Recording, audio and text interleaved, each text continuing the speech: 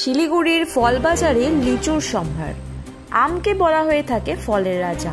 গরমের সময় ক্রেতাদের কেন্দ্রবিন্দু থাকে আম, তবে তার সঙ্গে সঙ্গে আরেকটি ফলের নাম করতেই হয়, সেটি হলো লিচু। আমের পরেই পছন্দের তালিকায় রয়েছে লিচু। প্রতি বছর শিলিগুড়ির বিভিন্ন বাজারগুলিতে ফল ব্যবসায়ীরা আমের সাথে সাথে পাল্লা দিয়ে লিচু বিক্রি করে থাকেন।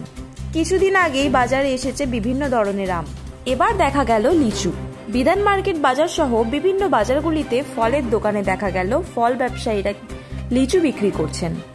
এ বিষয়ে বিধান মার্কেটের এক ফল ব্যবসায়ী জানিয়েছেন, প্রত্যেক বছরের মতো এবছরও চাহিদা রয়েছে লিচুর। কেজি প্রতি 150 টাকা দাম, ভালোই বিক্রি হচ্ছে। সামনে কিন্তু রয়েছে জামাই ষষ্ঠী। অনেক ফল ব্যবসায়ী আশাবাদী এবছর জামাই ষষ্ঠীর বাজারে প্রাককালে ভালোই বিক্রি হবে। আম ও লিচুর চাহিদা জামাই ষষ্ঠীর প্রাককালে ভালোই থাকে, এমনটাই জানিয়েছেন ফল ব্যবসায়ীরা। তারা আশাবাদী এবছরও চাহিদা থাকবে। জামাইরা শ্বশুর বাড়িতে জামাই ষষ্ঠীতে যাবার সময় আমের পাশাপাশি লিচুও নিয়ে যান। আমের পাশাপাশি লিচুরও ঐতিহ্য রয়েছে। লিচু খেতে কে না ভালোবাসে। 8 থেকে 80 সকল বয়সীদের পছন্দের তালিকায় থাকে লিচু। ওই দিন লক্ষ্য করা গেল অনেক লিচুর দরদাম করে কিনছেন। গরমের সময় কিন্তু আম ও লিচুর একটা আলাদা বাজার থাকে।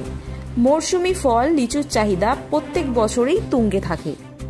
সামনেই তো জামাই ষষ্ঠী, তো লিচু চলে এসছে।